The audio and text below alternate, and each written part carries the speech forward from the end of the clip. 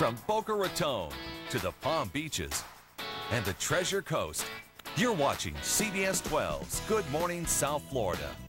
Time now, 7:51. Back to school and social media.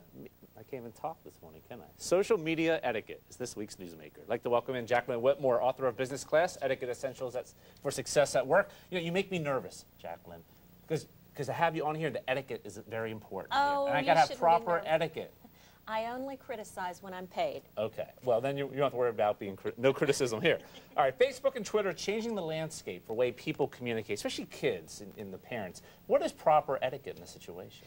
Well, you're right. I mean, there are more than 500 million Facebook users. I mean, I'm on Facebook. Maybe you're on Facebook. I think it's a great way to stay in touch, network with new friends, post photos, what you're doing. Right. However, from an etiquette standpoint, I think we've lost that face-to-face personal interaction. So we're missing that. We are. So with social media comes its own set of rules and protocols. Now, what kind of information is a no-no on Facebook? Posting pictures of your friends without their permission, especially those inappropriate ones, and talking poorly about your boss or your school teacher. That's a no-no. Right. Or maybe even posting things like, I think I'm going to call in sick tomorrow, because these things will get around to, sometimes they'll get around to the wrong people. And also, if you have job interviews or anything like that, and you have kind of pictures or information on there that your potential employer can see, that could be a problem. That's right, and even misrepresenting yourself on Facebook. Perhaps you said in a job interview you graduated from such and such school, and then the employer will go to Facebook and check your profile if they can, and if they find out you didn't graduate from that particular school, you've lost your chances of getting that job. Not very good. Now, texting. Now, that played a role in the attack of Josie Ratley a few months ago. That's been a big story. What's proper etiquette for parents to monitor how their kids are using their texting? Well, you know, my mom had a saying growing up. She said, as long as you live under my roof, you've got to play by my rules.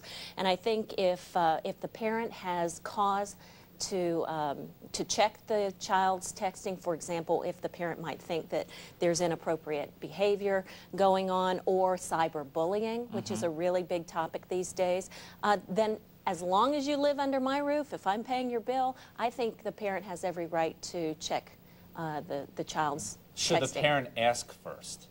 I think it depends on, I think it depends on the age of the child a lot of times, but then again, you know, if that parent has any reason to believe that there's something going on that might harm the child or might harm someone else, I don't think that permission. What is something that I shouldn't text someone, but instead pick up the phone, reach out and touch someone? Well, I have 4 things specifically. 4? Well, yes, a breakup, divorce.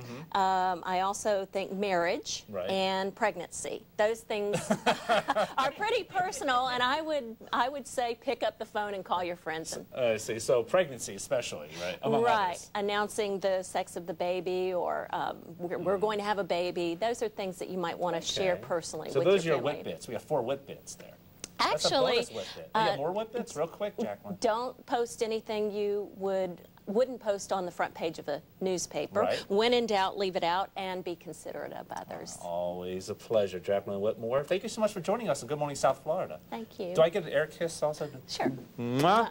Mwah. We're back in a moment.